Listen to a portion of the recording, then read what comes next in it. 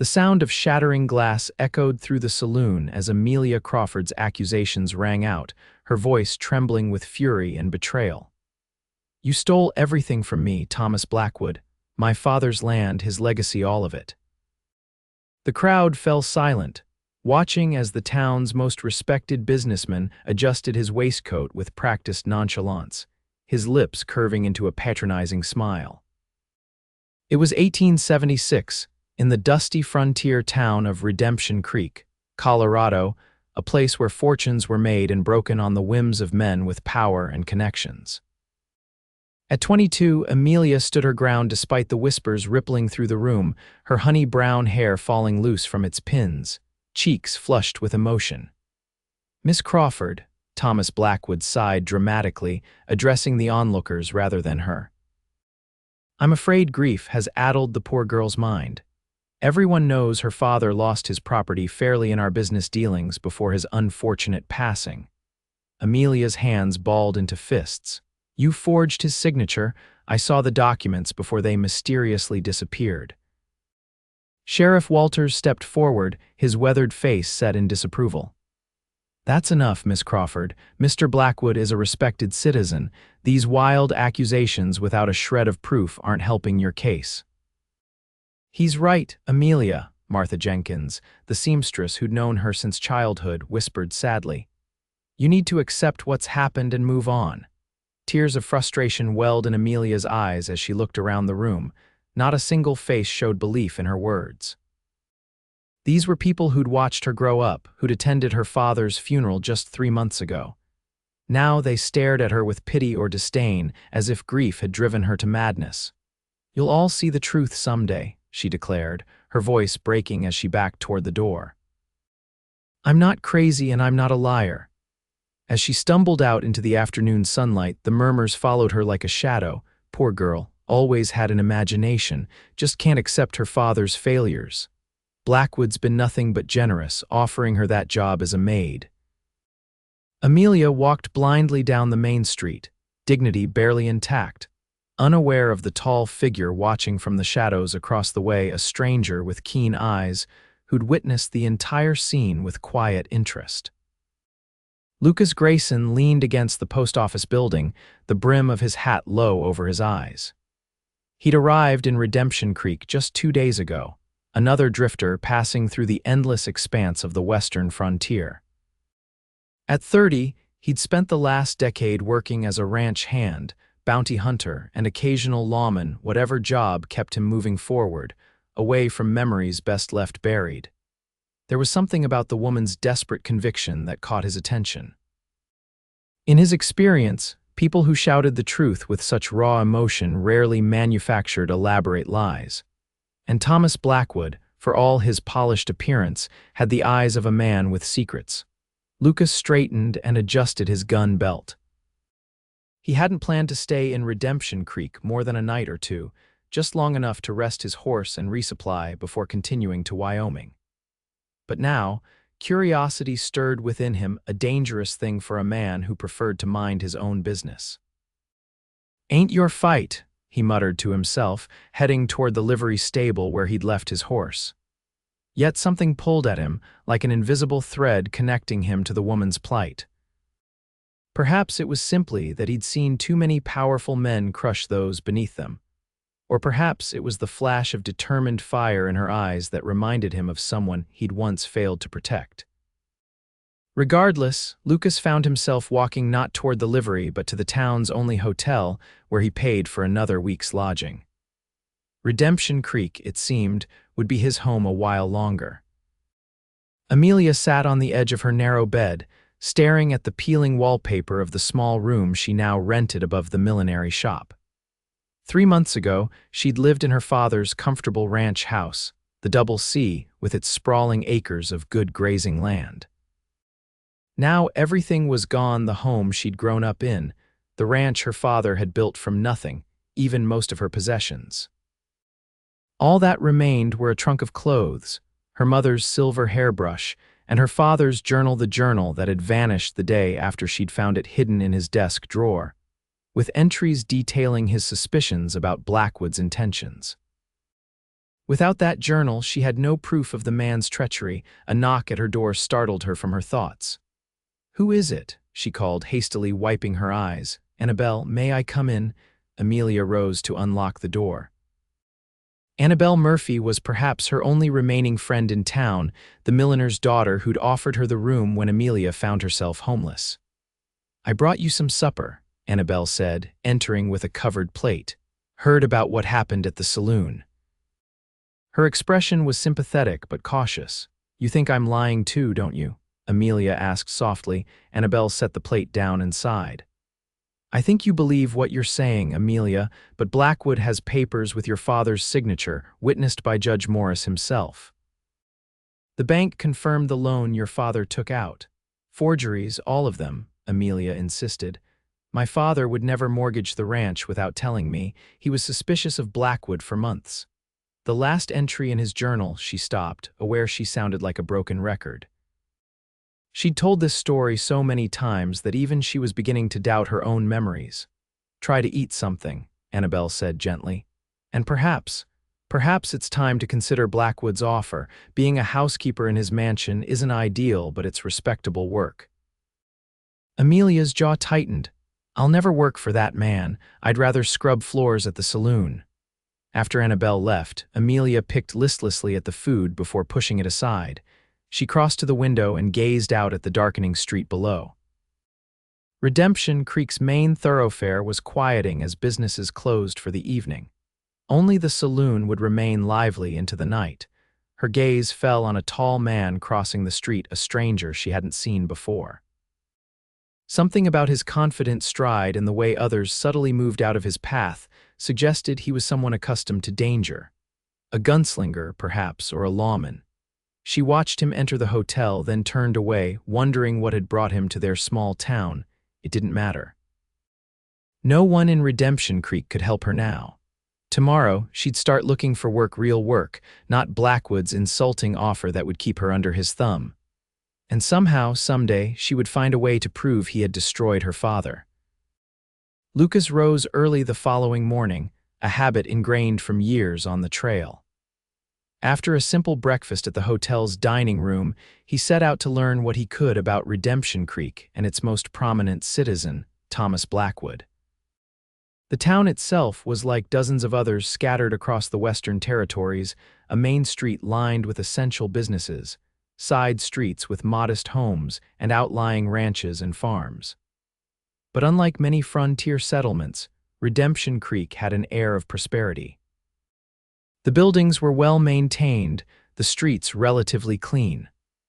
Signs of Blackwood's influence were everywhere, from the bank that bore his name to the large mercantile with Blackwood Enterprises painted above its entrance. Lucas began his inquiry at the barber shop, where men gathered to exchange news and gossip. As the barber, Henry, trimmed his hair, Lucas casually mentioned the scene he'd witnessed at the saloon. "That Crawford girl's been making those accusations since her daddy died," Henry said, scissors snipping efficiently. "Shame, really. Used to be a sweet thing before grief turned her bitter." "What happened to her father?" Lucas asked. "Heart gave out, they say." Jacob Crawford wasn't the same after his wife passed 5 years back. Started drinking, making bad business decisions, mortgaged his ranch to Blackwood, couldn't repay the loans. Henry shook his head. Found him slumped over his desk one morning, and the daughter doesn't believe it.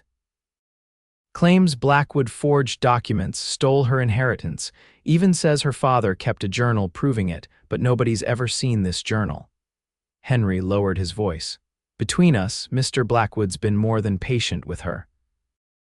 Offered her a position in his household, which is mighty generous considering how she's slandered him publicly." Lucas nodded thoughtfully. "Blackwood sounds like an important man around here, built this town, practically. Came with nothing 20 years ago, now owns half the businesses and the biggest ranch in the territory. Generous too, funded the schoolhouse, helps folks when times are hard, or keeps them dependent on his goodwill," Lucas thought but didn't say. After leaving the barber shop, Lucas continued his circuit of the town, stopping at the general store, the land office, and finally the sheriff's office. Everywhere he heard the same story. Thomas Blackwood was Redemption Creek's benefactor. Jacob Crawford had fallen on hard times. Amelia Crawford was a pitiable figure who couldn't accept her changed circumstances. It was all too neat, too consistent, as if the town had collectively decided on a narrative that absolved everyone of responsibility for a young woman's distress. Lucas was contemplating his next move when he spotted Amelia Crawford emerging from the millinery shop.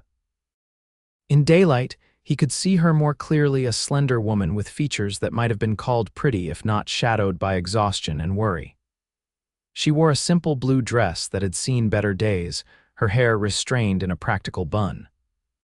She moved with purpose down the boardwalk, her head high despite the sidelong glances from passers-by.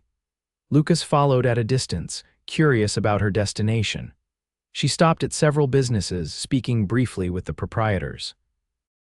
At each, the interaction ended the same way, with apologetic headshakes and Amelia's shoulders slumping a little more. When she entered the small restaurant near the edge of town, Lucas waited a few minutes before following.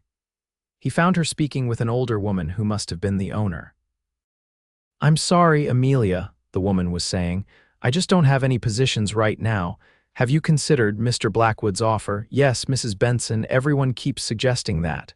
Amelia's voice was strained but dignified. "Thank you for your time." She turned to leave and nearly collided with Lucas. Their eyes met briefly, hers widening in surprise, his steady and assessing. "Excuse me," she murmured, stepping around him. "Miss Crawford," he called after her. She paused, turning slowly. "Do I know you, sir?" "No, madam, Lucas Grayson." He touched the brim of his hat. "I was hoping I might have a word with you." Suspicion flashed across her face. "If Mr. Blackwood sent you, nobody sent me. I'm new in town, just passing through." He glanced at Mrs. Benson, who was watching them with undisguised interest. "Could we speak somewhere more private?" Amelia hesitated, studying him warily. "I don't make a habit of private conversations with men I don't know, Mr. Grayson." "Fair enough." Lucas nodded toward the restaurant's front window, clearly visible from the street. "We could sit there in plain view of the town." After a moment's consideration, she nodded stiffly. "Very well." They settled at a corner table by the window. Lucas ordered coffee for them both, noting how Amelia sat rigidly, her hands folded tightly in her lap. "What is it you want, Mr. Grayson?" she asked once the waitress had left.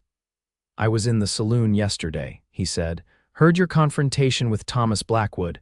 Her cheeks colored slightly. "Come to satisfy your curiosity about the town madwoman then?" "Actually, I came because I believe you." Amelia stared at him, shock replacing suspicion. "You, what?" "I believe you," Lucas repeated. "Or at least I believe there's more to the story than what this town has accepted as truth." "Why?" The single word contained equal parts hope and disbelief. Lucas considered his response carefully. "I've spent enough time observing people to recognize when someone's hiding something. Blackwood has the look of a man with secrets." "Everyone thinks I'm lying or delusional," Amelia said quietly. "Why would a stranger take my side?" "I'm not taking sides yet, Miss Crawford. I'm just interested in the truth." He leaned forward slightly. "Tell me what really happened." For a moment he thought she might refuse, then something in her seemed to give way, like a dam breaking. "My father was not a perfect man, especially after my mother died," she began. "He drank too much for a time, but he pulled himself together these past 2 years. The ranch was doing well again."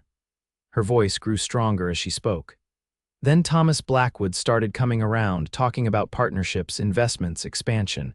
Father was wary at first, but Blackwood can be persuasive."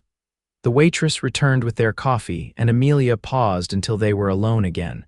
"3 months ago, Father told me he'd discovered something troubling about Blackwood's business practices. He wouldn't say what exactly, but he was agitated, spending hours in his study reviewing ledgers and documents.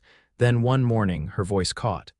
"One morning I found him at his desk. The doctor said his heart failed, and you believe otherwise?" "I don't know." She stared into her coffee. "What I do know is that, before the funeral was even over, Blackwood appeared with papers claiming Father had mortgaged the ranch to him and failed to make payments. The bank confirmed it. Judge Morris said he'd witnessed Father's signature."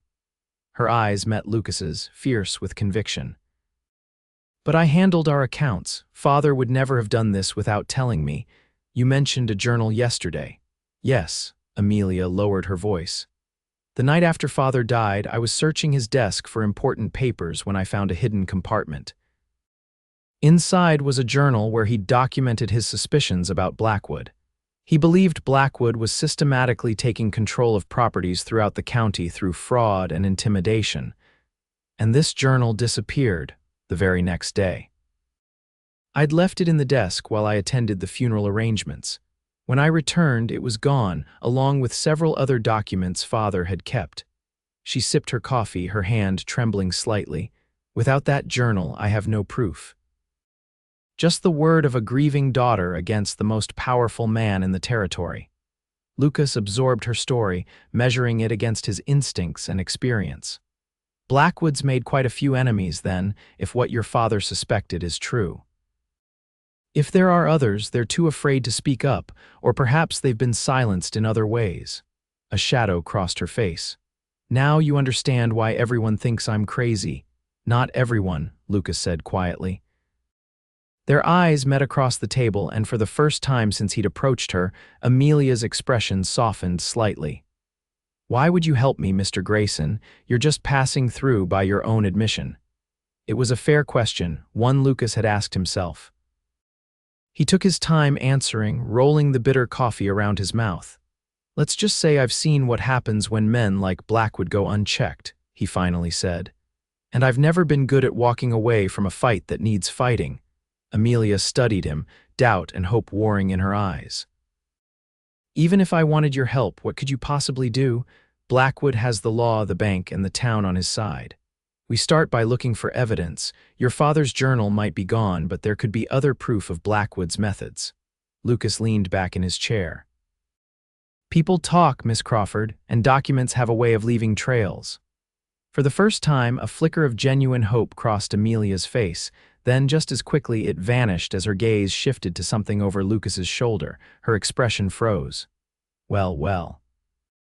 Miss Crawford, making new acquaintances, I see. Lucas turned to find Thomas Blackwood standing beside their table, immaculately dressed in an expensive suit, his silver-streaked dark hair perfectly combed. Up close, Lucas noted the cold calculation behind the man's genial smile. Mr. Blackwood, Amelia acknowledged stiffly. Won't you introduce me to your friend? Blackwood prompted, his eyes assessing Lucas with the precision of a man accustomed to weighing threats. Lucas Grayson, Lucas offered before Amelia could respond, not rising from his seat. Just passing through town. Thomas Blackwood. The businessman extended his hand, which Lucas briefly shook. I own several businesses here in Redemption Creek, always pleased to welcome visitors. His smile didn't reach his eyes. Though I feel I should warn you, Mr. Grayson, that Miss Crawford has been experiencing some difficulties since her father's passing. She's made some rather outlandish accusations. Is that right? Lucas replied mildly. Grief affects us all differently, Blackwood continued smoothly. I've tried to be patient, understanding. My offer of employment still stands, Amelia. A change of environment might help clear your mind. My mind is perfectly clear, Mr. Blackwood, Amelia said coldly. Blackwood sighed, the picture of concerned patience. As you wish. He turned back to Lucas. Enjoy your stay in our little town, Mr. Grayson. I hope it's a brief and pleasant one. The implied threat was subtle but unmistakable. After Blackwood departed, Amelia released a shaky breath. Now you've made yourself a target too. Wouldn't be the first time, Lucas said, watching Blackwood's retreating figure through the window. He seems mighty interested in keeping you close under his roof. The better to monitor me, I expect, or worse. Amelia shuddered slightly. Mr. Grayson, I appreciate your willingness to help, but you don't understand what you're getting into. Blackwood doesn't just own businesses, he owns people. Their livelihoods, their debts, their secrets, including the sheriff, especially the sheriff. Walter's son got into some gambling trouble last year. Blackwood generously settled his debts. Her bitter emphasis made the true nature of that generosity clear. Lucas considered this information. We'll need to be careful then, discreet. Amelia's eyebrows rose. You're still willing to help after that warning? Men like Blackwood count on intimidation to keep their power, Lucas said. Besides, I never did take well to being told what to do. He finished his coffee and set the cup down decisively.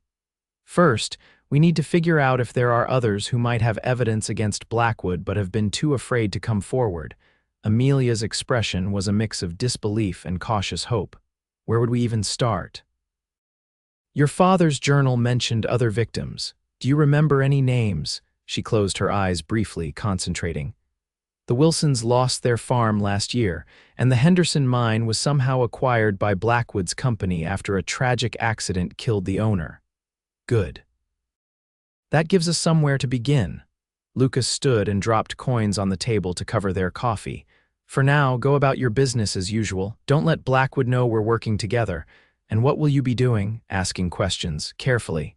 He touched his hat brim. Meet me tomorrow at sunrise by the old oak tree north of town. We'll compare what we've learned. As Lucas walked out of the restaurant, he felt Blackwood's eyes on him from across the street, where the businessman stood conversing with Sheriff Walters. Both men watched him with obvious interest. Lucas maintained an unhurried pace, the picture of a man with no particular concerns. But internally, his mind was already mapping out his investigation and planning for the trouble that would inevitably follow. He just stepped into a hornet's nest for a woman he barely knew, based on nothing more than instinct and a personal distaste for bullies. It wasn't the first impulsive decision he'd made, and probably wouldn't be the last. But as he caught a final glimpse of Amelia through the restaurant window, her face thoughtful and somehow lighter than before, he couldn't bring himself to regret it. The following morning dawned clear and cool as Amelia made her way to the meeting place. She'd slept poorly, her mind racing with doubts and fragile hope. Part of her expected to find the oak tree deserted, Lucas Grayson having thought better of involving himself in her troubles.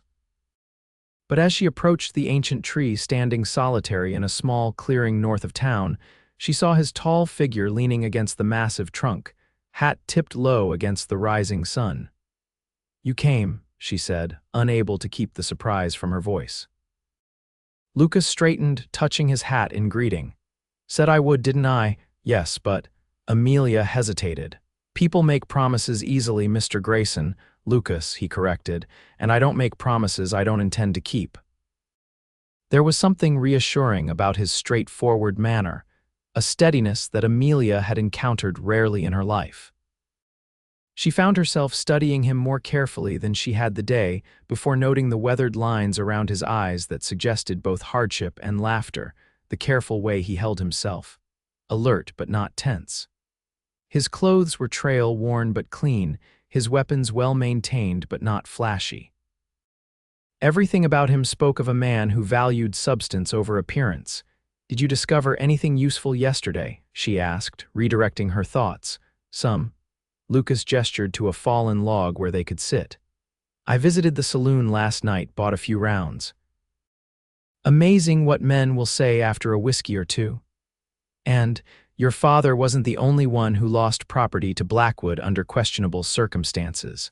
I spoke with a miner named Fletcher who worked for Henderson before the accident. He's convinced the support beams in that mine were deliberately sabotaged. Can he prove it?"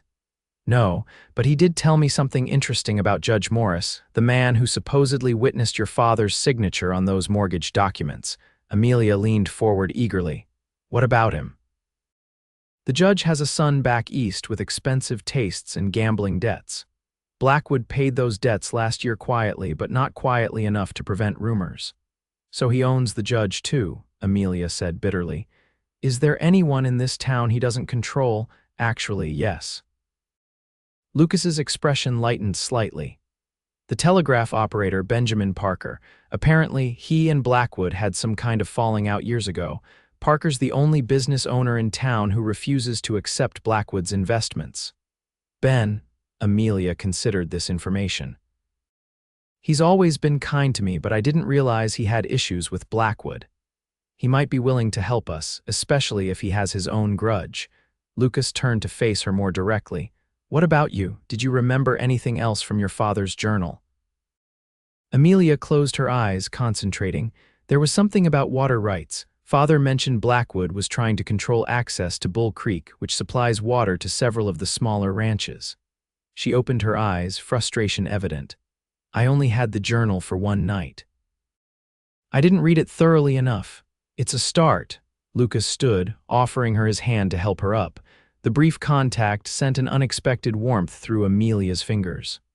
I think our next step is to speak with this telegraph operator. If he stood against Blackwood this long, he might have information we can use. They walked back toward town together, keeping a cautious distance between them once buildings came into view.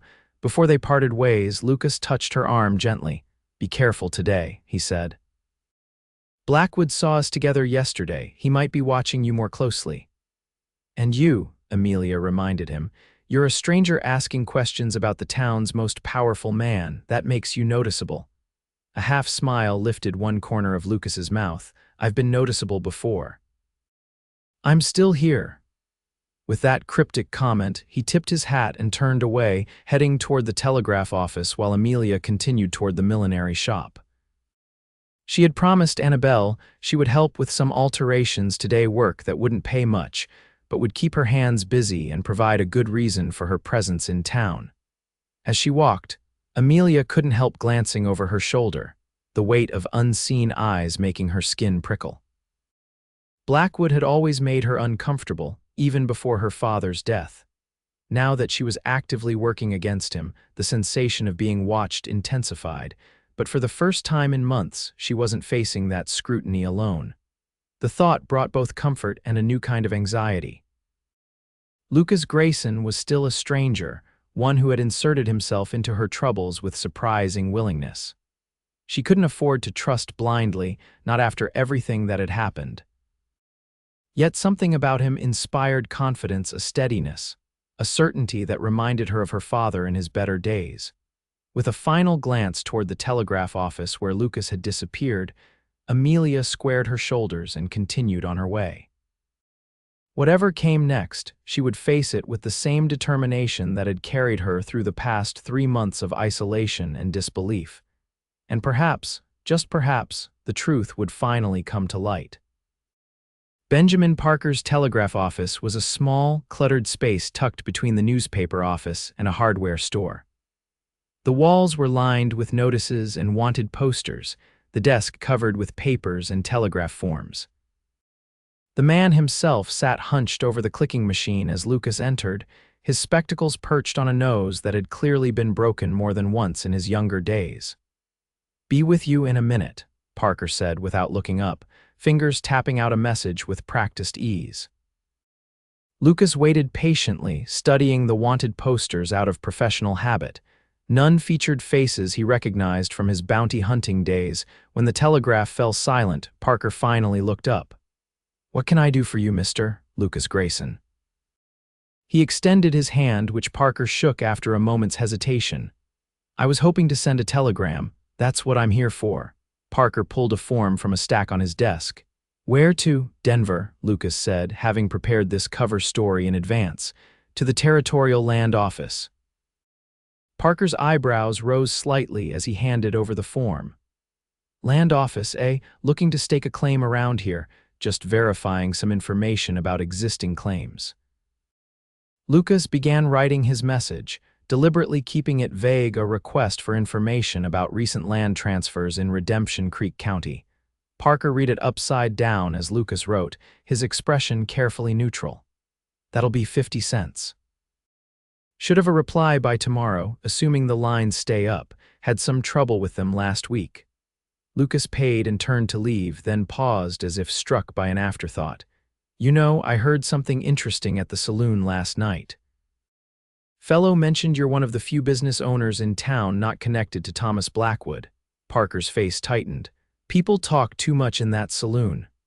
Man owns half the town, from what I gather, must take some backbone to stay independent." The telegrapher studied Lucas for a long moment, suspicion warring with something that might have been recognition of a kindred spirit. Finally, he sighed and gestured to the chair beside his desk. "Close the door if you're staying," he said gruffly. Lucas did so, then settled into the offered chair. I get the feeling you and Blackwood have history. That's one way of putting it. Parker removed his spectacles, polishing them on his shirt. Thomas and I came to this territory the same year, 1856. Worked together briefly until I realized what kind of man he truly was. What kind is that? The kind who'd sell his own mother if the price was right. Parker replaced his glasses. I've watched him build his empire for 20 years, seen how he operates. Not a crime he's committed that could be proven in court, mind you, he's too clever for that. But crimes nonetheless, Parker's gaze sharpened.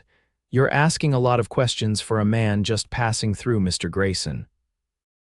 Let's just say I've taken an interest in local affairs, Lucas replied carefully. Particularly as they relate to the Crawford Ranch, understanding dawned in Parker's eyes. You've met Amelia.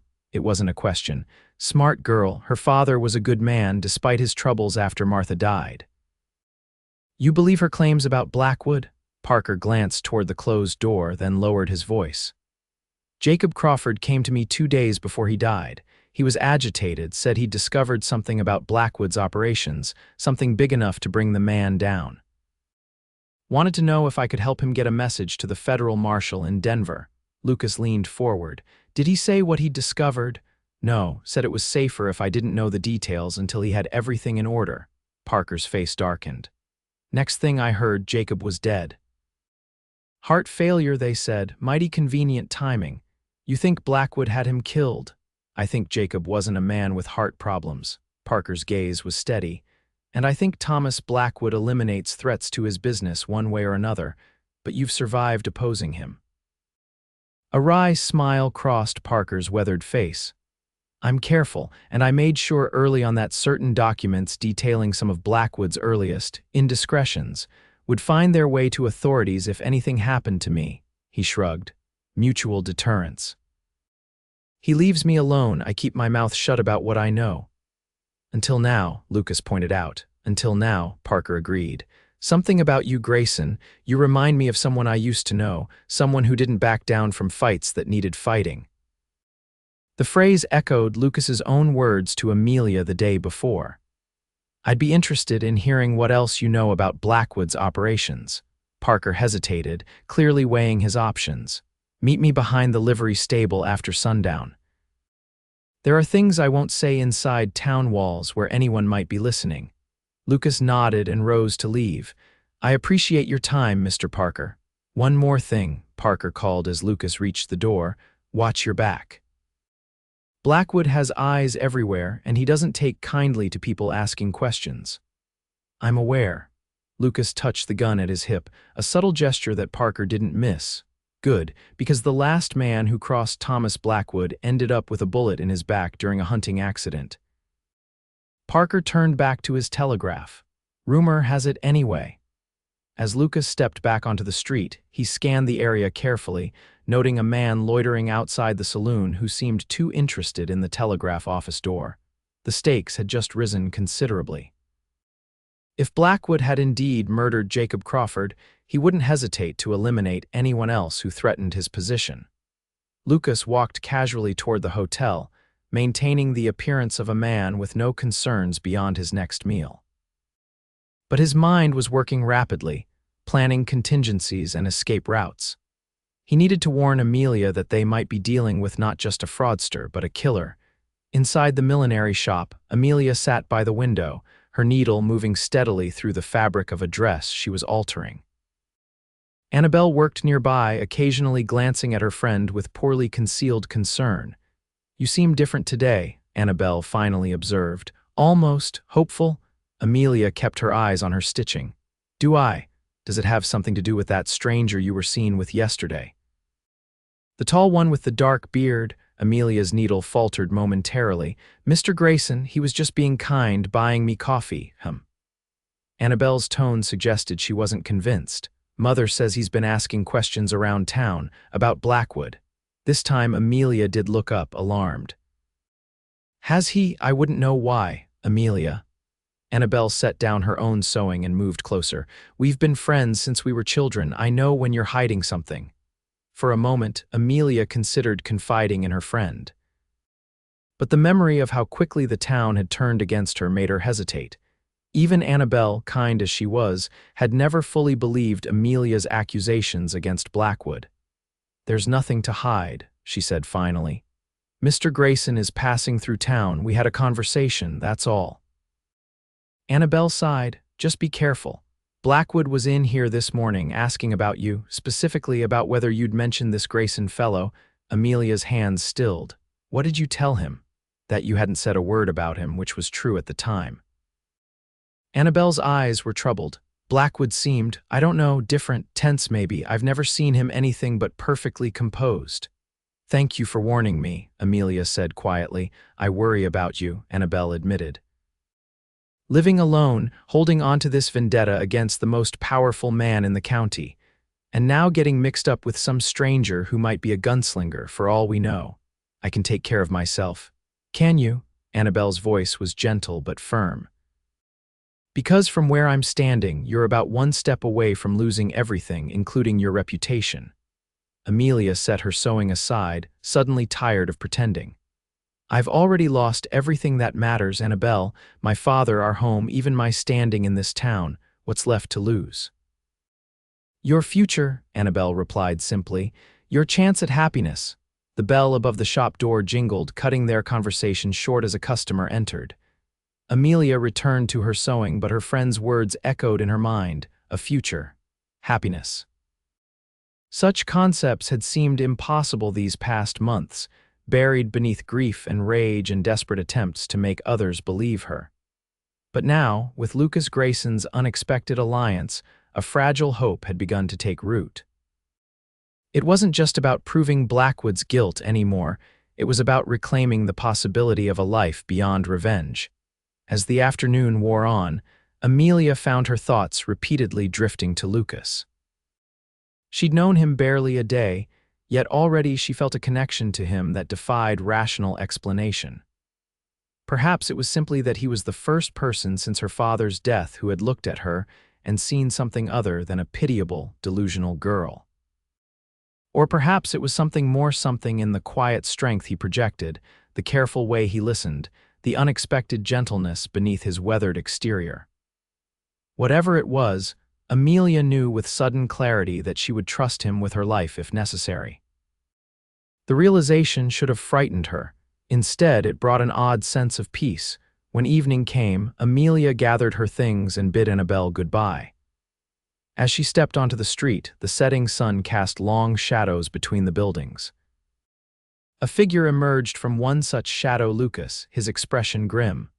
"Walk with me," he said quietly, offering his arm as if they were merely acquaintances out for an evening stroll. Amelia took it, feeling the tension in his muscles. "What's wrong?" "Not here," he murmured. "Too many ears." They walked in silence until they reached the edge of town, where the buildings gave way to open country. Only then did Lucas speak freely. "I spoke with Benjamin Parker today. He confirmed your suspicions about Blackwood and added some troubling information of his own." Amelia listened intently as Lucas related his conversation with the telegrapher, including Parker's belief that her father had been murdered. Though she had harbored such suspicions herself, hearing them confirmed sent a chill through her body. "Parker agreed to meet me tonight behind the livery," Lucas continued. "Says he has information about Blackwood he won't discuss in town." "I'm coming with you," Amelia said immediately. Lucas shook his head. "Too dangerous. Blackwood's already watching both of us. If his men see us together again, my father may have been murdered, Mr. Grayson." "Lucas," she corrected herself. "I have more right than anyone to hear what Parker knows." He studied her face for a long moment, then nodded reluctantly. "All right, but we'll need to be careful. Take separate routes, arrive at different times." "I know this town better than you do," Amelia pointed out. "I can move through it without being seen. Meet me there at 9, then. Come from behind the feed store, stay in the shadows." As they turned back toward town, Lucas's hand briefly covered hers where it rested on his arm. The gesture was swift but reassuring, a silent promise of protection that Amelia felt to her core. Whatever came next, they would face it together. The livery stable stood at the western edge of town, its large doors closed for the night. Behind it stretched an open area used for breaking horses, and beyond that, a stand of cottonwoods that provided cover from casual observation. Lucas arrived early, moving silently through the deepening twilight to check the meeting place for any signs of a trap. Finding nothing suspicious, he settled into the shadows to wait, one hand resting lightly on his revolver. The night was quiet except for distant piano music from the saloon and the occasional whinny from horses inside the stable. As 9 o'clock approached, Lucas's senses sharpened, attuned to any unusual movement.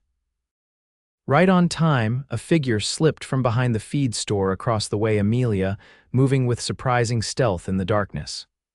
Lucas whistled softly to guide her to his position. "Any sign of Parker?" she whispered as she joined him.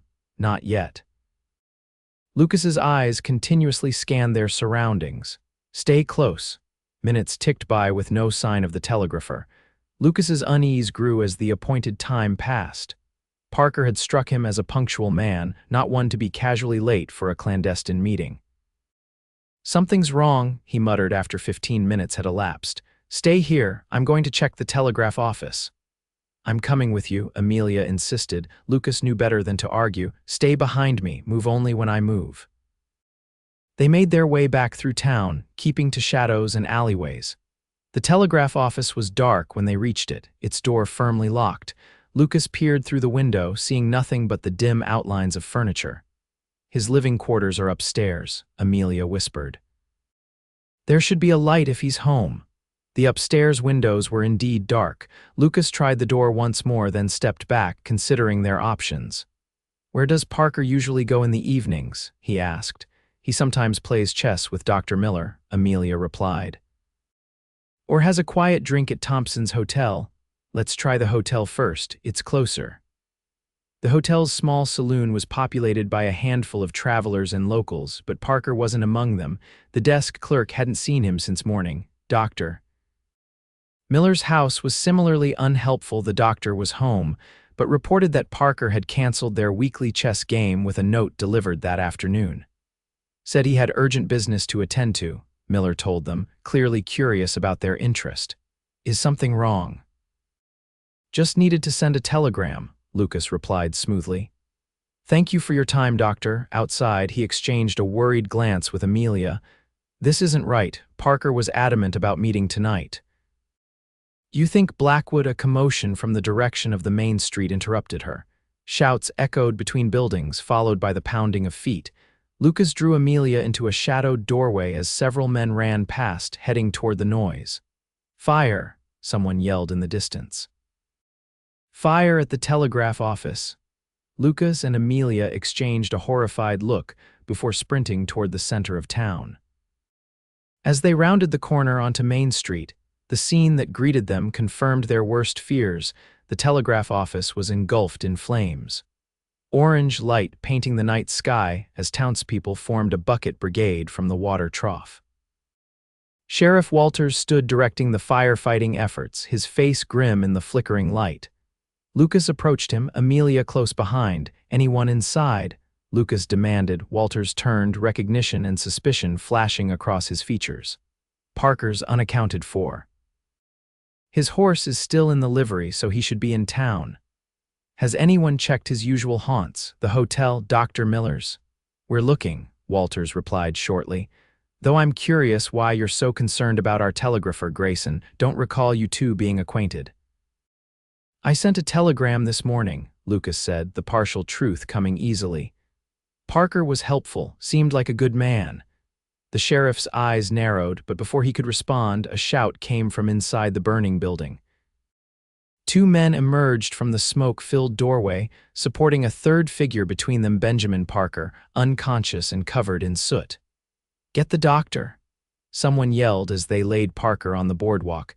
Dr. Miller pushed through the crowd, kneeling beside the injured man. After a brief examination, he looked up, his expression grave. "He's alive, but barely. Smoke inhalation, severe burns," and he hesitated, glancing at the sheriff. "A blow to the head. This wasn't just smoke that overcame him, Walter. Someone struck him before the fire started." A murmur ran through the gathered crowd. Amelia's hand found Lucas's arm, gripping it tightly. Could he have fallen, hit his head in the confusion? Sheriff Walters suggested, though his tone lacked conviction. Possibly, Miller conceded, but given the location of the injury. He shook his head. We need to get him to my surgery immediately. As men lifted Parker onto an improvised stretcher, Lucas caught sight of a familiar figure watching from the edge of the crowd. Thomas Blackwood, his face impassive in the firelight. Their eyes met briefly before Blackwood turned away, disappearing into the shadows between buildings. "This is no coincidence," Amelia whispered, her face pale with shock and anger.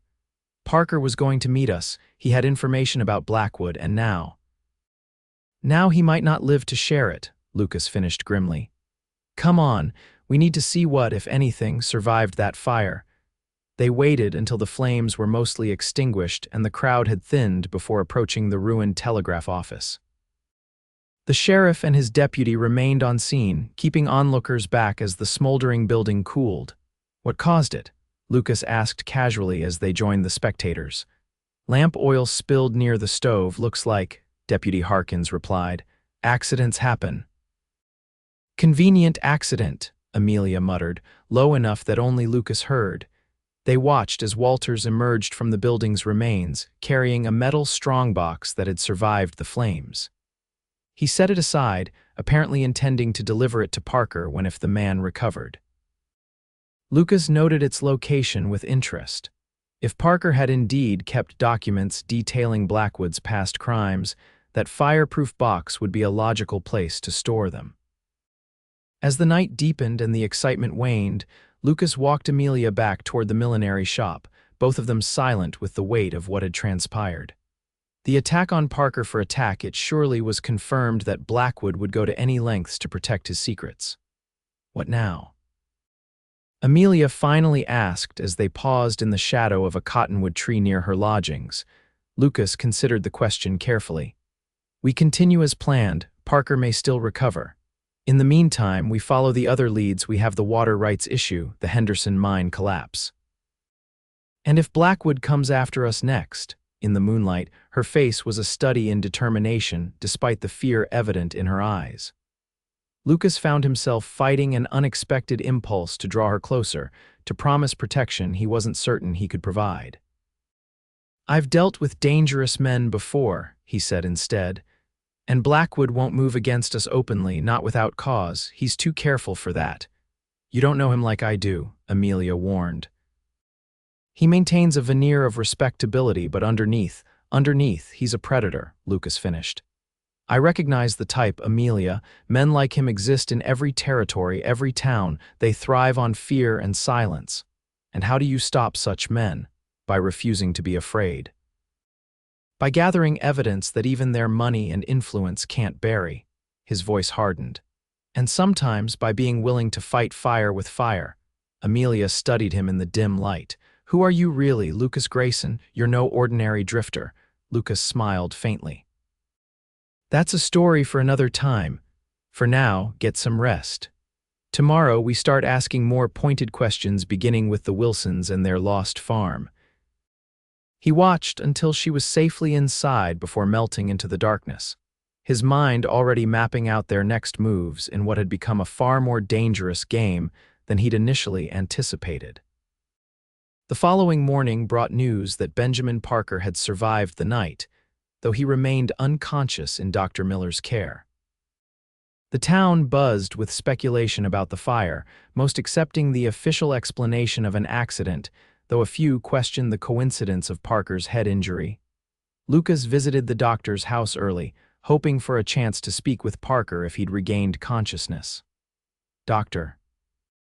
Miller met him at the door, his expression guarded. "He's still unresponsive," Miller said before Lucas could ask. "And even if he weren't, Sheriff Walters has left strict instructions that Parker is to have no visitors except himself until the investigation into the fire is complete." "Investigation?" Lucas raised an eyebrow. "I thought it was ruled an accident." Miller hesitated, glancing over his shoulder as if concerned about being overheard. "Between us, I'm not convinced it was. That head injury, it was deliberate, Mr. Grayson. Someone wanted Benjamin silenced." "Did you tell the sheriff that?" "I did." Miller's mouth tightened. He suggested I might want to reconsider my professional opinion given the lack of witnesses and Parker's known habit of drinking alone in the evenings. I see. Lucas wasn't surprised by this information, but it confirmed the sheriff's complicity in protecting Blackwood. If his condition changes, I'll send word, Miller promised, surprising Lucas with his willingness to help. Noticing Lucas's expression, the doctor added quietly, "Benjamin Parker is my friend. I want to know who did this to him as much as you do." Lucas nodded his thanks and departed, his next destination already in mind. The Wilson farm lay a few miles outside of town, and according to Amelia, the family had remained in the area even after losing their property, taking work where they could find it. He found Amelia waiting for him at the edge of town, mounted on a bay mare. "Borrowed her from Annabelle," she explained as Lucas approached on his own horse. "I told her I needed fresh air and exercise. Did she believe you? Not entirely, but she didn't stop me." Amelia adjusted her riding skirt. The Wilsons live in a small cabin on the Carson property now. David Wilson works as a farmhand for Carson, and his wife takes in laundry. They rode in companionable silence for a time, the morning sun warming their backs as they followed the road out of town. Lucas found himself watching Amelia from the corner of his eye, noting the way she sat her horse with easy confidence, her face lifted to the breeze. Away from town, away from the weight of suspicion and disbelief, she seemed transformed, younger, more vibrant. "You ride well," he observed. "My father taught me when I was barely tall enough to reach the stirrups," she replied, a shadow of grief crossing her features before she visibly set it aside. "The ranch was my home in every sense. I knew every acre, every stream, every rise and hollow." "You'll have it back," Lucas said with more confidence than he felt. "Once we prove what Blackwood has done." Amelia's smile was sad but determined. "I hope you're right, but even if we can't get the ranch back, I want justice for my father. I want the truth known." They reached the Carson property by mid-morning, a modest spread with fields of corn and wheat stretching toward distant hills. Following Amelia's directions, they approached a small cabin set apart from the main farmhouse. A woman looked up from a washtub as they rode into the yard, her weathered face registering surprise at the unexpected visitors. She wiped her hands on her apron and came forward, her expression cautious but not unwelcoming. "Mrs. Wilson?" Amelia called, dismounting. "I'm Amelia Crawford." "This is my friend, Mr. Grayson. We were hoping to speak with you and your husband." Recognition flickered in Sarah Wilson's eyes. "Jacob Crawford's daughter, I heard about your troubles." She hesitated, then gestured toward the cabin. "David's mending harness on the porch. Come on up." David Wilson was a stocky man with calloused hands and a face burned brown by years of sun. He set aside his work as they approached, standing to greet them with wary politeness. "What brings Crawford's girl out this way?" he asked after introductions were made. "And with a stranger, no less." "We're looking into some matters concerning Thomas Blackwood," Lucas said directly, sensing that Wilson wasn't a man who appreciated circumspection. "Specifically, his methods of acquiring property in this county." Wilson's expression hardened. "Why come to me?" "Everyone knows I lost my farm fair and square. Took a loan, couldn't repay it, bank foreclosed. Nothing unusual about that. Except that it happened to follow a pattern," Lucas countered. "A pattern where Blackwood ends up owning the property, often after some unexpected misfortune befalls the original owner." The Wilsons exchanged a look loaded with meaning. Sarah Wilson disappeared into the cabin, returning moments later with a pot of coffee and cups. "You'd better sit," she said, pouring the steaming liquid. "This isn't a short conversation." Over the next hour, David Wilson related the events leading to the loss of their farm, a story that bore striking similarities to what had happened with the Crawford Ranch. Like Jacob, Wilson had taken a loan from Blackwood's bank for improvements to his property. Like Jacob, he had suddenly found himself facing payment demands far exceeding the original terms, and like Jacob, he had eventually lost everything. "The paperwork they showed me had my signature right enough," Wilson said, his voice bitter. "But the terms weren't what I'd agreed to. Interest rates doubled, payment schedule shortened." "Did you contest it?" Lucas asked. Wilson laughed humorlessly. With what lawyer? Blackwood owns the only one in the county, and Judge Morris made it clear he considered the documents valid. What about the bank examiner? Amelia asked. Surely someone oversees the bank's practices. He visits twice a year, Sarah Wilson replied. Always stays at Blackwood's house, leaves with expensive gifts. They're old friends, apparently. The conversation continued, with the Wilsons sharing other details that painted a clear picture of systematic fraud and corruption. They weren't the only victims. They named 3 other families who had lost farms or businesses to Blackwood under questionable circumstances. Most folks just move on, David explained. Too humiliated to stay or too afraid of what might happen if they speak up.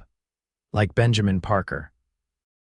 Lucas suggested. Wilson's head snapped up. You know about that. We know he was attacked before the fire, Amelia said quietly. And that he was supposed to meet us last night to share information about Blackwood. Sarah Wilson crossed herself. Lord have mercy, is he? Alive but unconscious, Lucas assured her. Parker's a good man, Wilson said, his expression troubled. Helped us send telegrams to family when we lost the farm, didn't charge us a cent, said he knew what it was like to be on Blackwood's bad side.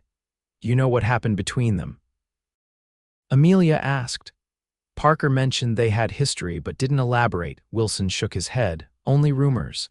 Something from the early days when they first came to the territory.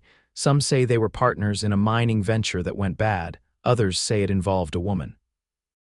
This was a new piece of information, one that might prove useful. Lucas filed it away for future investigation. Mr. Wilson, he said, leaning forward. Would you be willing to make a statement about your experiences with Blackwood? Put it in writing, sign it before witnesses. Wilson hesitated, fear crossing his weathered features. To what end? No local court would accept it against Blackwood's word. Not local, Lucas agreed. Federal. If we can gather enough evidence of fraud across multiple cases, it would justify bringing in a federal marshal. And put my family at risk in the meantime. Wilson looked to his wife, who reached out to take his hand. We've lost enough, Mr. Grayson. We've got children to consider. I understand, Lucas said, genuinely sympathetic. But consider this: as long as Blackwood operates unchecked, none of us are truly safe. Not you, not your children, not anyone who might someday stand in his way. The Wilsons were silent for a long moment, communicating in the wordless language of a long-married couple. Finally, David nodded slowly. I'll write out what happened, he said, but I won't sign it or testify unless others do the same. There's safety in numbers. That's all we ask for now, Amelia assured him, and we'll be discreet about your involvement. As they prepared to leave, Sarah Wilson pulled Amelia aside while Lucas helped David water the horses. Your father was a good man, she said softly. He came to us after we lost our farm, offered work, a place to stay, said he was looking into Blackwood's dealings, thought he'd found a pattern. Did he tell you what he'd discovered? Amelia asked eagerly, not specifically. But he mentioned water rights, said Blackwood was manipulating access to Bull Creek, which would eventually force the smaller ranches to sell. Sarah hesitated. He also said something about the county records office. That answers might be found there if one knew where to look. This confirmed what Amelia had remembered from her father's journal. Thank you, Mrs. Wilson. You have no idea how helpful this is. Be careful, child, the older woman warned, gripping Amelia's hand. Jacob was careful too, and look what happened to him. The ride back to town was thoughtful, both Lucas and Amelia processing what they'd learned. The pieces were beginning to come together, a pattern of fraud, manipulation, and violence that painted Thomas Blackwood not as a successful businessman, but as a predator systematically stripping victims of their property and livelihoods. The county records office, Lucas mused as they approached town. That's our next stop. If Blackwood has been manipulating water rights, there should be documentation. The records clerk is Martin Abernathy, Amelia said. He's worked there for decades, knows every document that passes through his office. Is he in Blackwood's pocket too? I don't believe so. He's old, set in his ways, values his reputation for honesty. Amelia smiled slightly. And he always had a soft spot for my mother. Used to bring her wildflowers when she was alive. They separated at the edge of town to avoid being seen together, agreeing to meet at the records office later that afternoon. Lucas returned his horse to the livery, then made his way to the hotel to change his dust-covered clothes. As he entered the lobby, the desk clerk waved him over. "Message for you, Mr. Grayson," the man said, handing over a folded note. Lucas opened it, immediately recognizing the bold handwriting from the telegraph form's Benjamin Parker's script.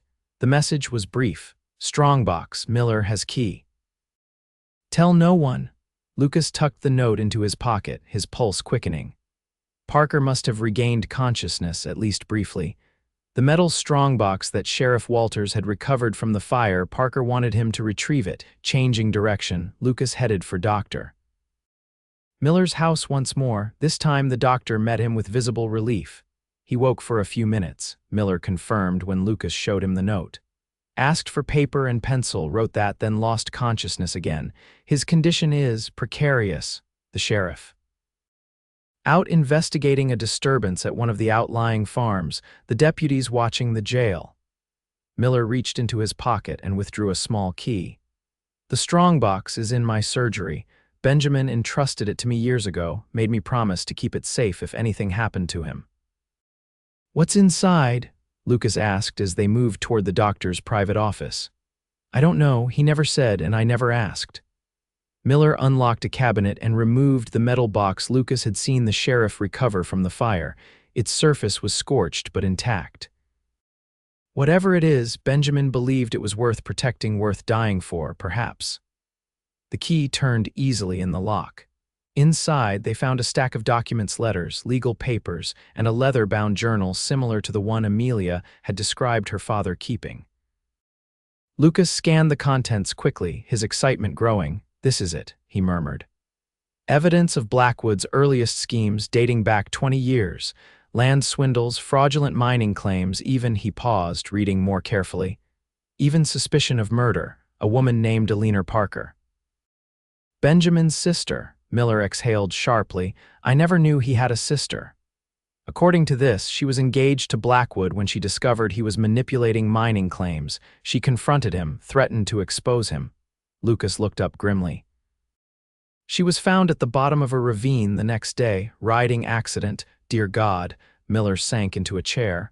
"No wonder Benjamin has resisted Blackwood all these years." "There's more." Lucas continued reading.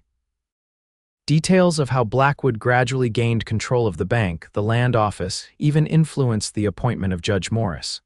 Names, dates, amounts paid in bribes. He closed the journal, his expression determined. "This is enough to bring federal authorities into the investigation." "Combined with the Wilson statement and whatever we find at the county records, it won't be that simple," Miller warned. "Blackwood has powerful friends beyond Redemption Creek, the territorial governor among them." "Even the governor can't ignore federal law," Lucas replied. "The question is, how do we get this information to the proper authorities without Blackwood intercepting it?" Miller considered this problem. "The stage to Denver leaves tomorrow morning. I could send my assistant with the document's medical emergency in the capital, requiring special papers." Lucas nodded slowly. "That might work, but we need copies in case something happens to the originals." "I can help with that," Miller offered. "I have a copying press for medical records. It will take time, but we can have duplicates by morning." "Good." "In the meantime, I need to meet Amelia at the county records office." Lucas broke off as a commotion erupted outside, shouting, the pounding of boots on the boardwalk. Miller moved to the window, peering out cautiously. "It's the deputy," he reported, running toward the jail. "Something's happened." Lucas joined him at the window in time to see more men rushing in the same direction. "Stay here," he instructed the doctor. "Lock the door, don't let anyone see that strongbox." He hurried outside, following the crowd gathering in front of the jail. Deputy Harkins stood on the steps, trying to maintain order as citizens peppered him with questions. "One at a time," he shouted over the din. "The sheriff will make an announcement when he returns." "What's happened?" Lucas asked a man beside him. "Murder," the man replied grimly. "David Wilson and his wife found dead at their cabin not an hour ago. Carson rode in to report it." Lucas felt as if he'd been struck. The Wilsons dead after they'd just agreed to help expose Blackwood. It couldn't be coincidence. How? He demanded. Robbery gone wrong, they're saying. Place was ransacked. The man shook his head. Terrible business. They had children, though thankfully the little ones were at the main house when it happened. Lucas pushed his way through the crowd, his mind racing. Blackwood must have had the Wilsons' cabin watched, seen his and Amelia's visit. Now 2 more people were dead, and they needed to find Amelia before she became the next target. The county records office was located in a small brick building near the courthouse. Lucas approached cautiously, scanning the street for any sign of Blackwood's men. The office appeared quiet, its front door ajar in the afternoon heat. "Mr. Abernathy?" Lucas called as he entered, one hand near his gun. No answer came. The front room was empty, its counter unattended. Filing cabinets lined the walls, their neat labels indicating different categories of county records: property deeds, water rights, mining claims, births and deaths. Amelia. Lucas moved deeper into the office, tension coiling in his gut. A sound from the back room drew his attention, a soft thump, followed by a muffled voice. Lucas drew his gun and approached the partially open door. "Come out slowly," he ordered. "Hands where I can see them." The door swung wider to reveal Amelia, her face pale but determined, supporting an elderly man who clutched a handkerchief to his bleeding forehead. "Lucas." Relief flooded her features. "Thank goodness. Mr. Abernathy was attacked. I arrived just as the man was leaving through the back door." Lucas holstered his gun and moved to help support the records clerk. They guided him to a chair where he slumped, his breathing labored. "Came in asking for the Bull Creek water rights records," Abernathy wheezed, pressing the handkerchief to his wound. "When I turned to get them, he struck me. Would have done worse if Miss Crawford hadn't arrived." "Did you see who it was?" Lucas asked. "One of Blackwood's men, the tall one with the scar, Jenkins, I think they call him." Lucas exchanged a grave look with Amelia. "The Wilsons are dead," he said quietly, "killed within the hour." Made to look like a robbery, all color drained from her face. "No, they were just trying to help us." "Blackwood's tying up loose ends," Lucas said grimly. "Parker, the Wilsons, now an attempt here. He knows we're gathering evidence. We need to get Mr. Abernathy to the doctor," Amelia said, her voice shaking slightly. And then you need to get somewhere safe," Lucas finished. "Both of you. Blackwood won't stop now." "I'm not hiding while more people die because of me," Amelia protested. "Not hiding," Lucas corrected. "Strategic retreat. We have what we need now: Parker's documents, the Wilsons' verbal testimony before they died. Once we get copies to the federal authorities, there's more," Abernathy interrupted, fumbling in his pocket. He withdrew a folded document, its edges crumpled. "Found this last week while organizing old files. Didn't think much of it until Miss Crawford came asking questions about Bull Creek water rights." Lucas unfolded the paper carefully. It was a survey map of the county, dated 15 years earlier, showing water courses and property boundaries. Bull Creek featured prominently, its course marked in blue ink. "Compare it to the current survey," Abernathy suggested, nodding toward a cabinet labeled County Surveys. Amelia retrieved the more recent map, and they spread both across the counter. The difference was immediately apparent. Bull Creek's course had changed significantly in the newer map, diverting water away from several smaller properties and toward Blackwood's extensive holdings. "The creek didn't change course naturally," Abernathy explained. "Blackwood had a dam built upstream, diverted the water. Got it approved by claiming flood control, but the real purpose was to control who had water access," Lucas finished, understanding dawning. "Force the smaller ranchers to sell when their land dried up." "Exactly what my father suspected," Amelia said, her voice tight with vindication and grief. "This proves Blackwood has been manipulating property values for years." "It's fraud on a massive scale," Lucas agreed. Combined with Parker's evidence and the deaths of the Wilsons, a commotion outside interrupted him. Horses approaching at speed, men's voices calling orders. Lucas moved to the window, peering cautiously through the dusty glass. "Sheriff Walters," he reported, "with Blackwood and several deputies." They're coming for us, Amelia realized, gathering the maps quickly. For the evidence, Lucas made a split-second decision. Mr. Abernathy, is there a back way out? Door to the alley, the old man confirmed. Through my office. Amelia, take Mr. Abernathy and these documents to Dr. Miller. Tell him what's happened. He's already copying Parker's evidence. Add these to it. What about you? Her eyes were wide with concern. I'll delay them, give you time to get away. He checked his gun, making sure it was fully loaded. Lucas, no, go, he insisted, his voice softening as he met her gaze. I'll be fine. I've faced worse odds. For a moment, she seemed ready to argue further. Then, impulsively, she stepped forward and pressed her lips to his in a brief, fierce kiss. Don't you dare get yourself killed, she whispered. We have unfinished business. Before he could respond, she was helping Abernathy to his feet, guiding him toward the back office.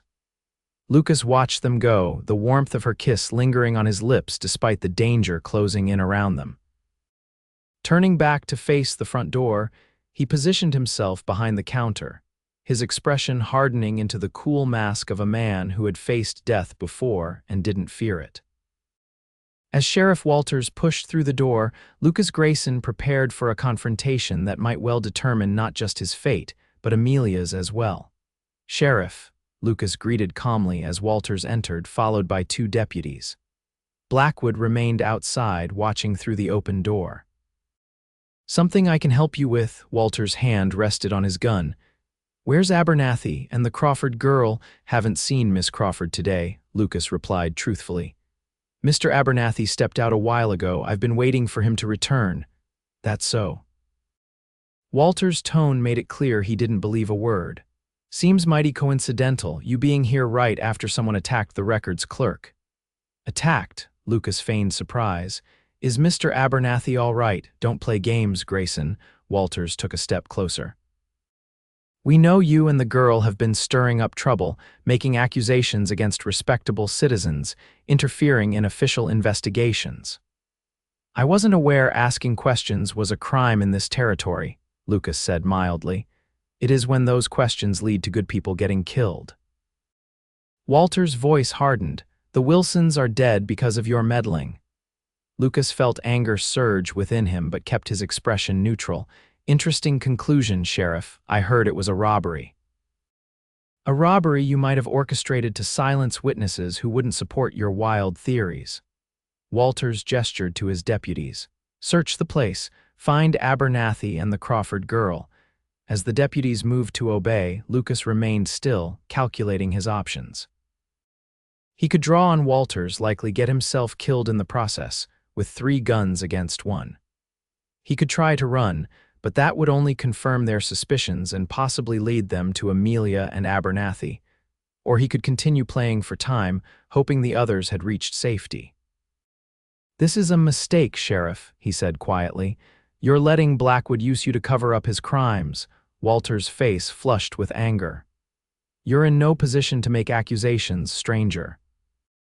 The only crime I see is you disrupting the peace of this town, turning neighbor against neighbor with lies.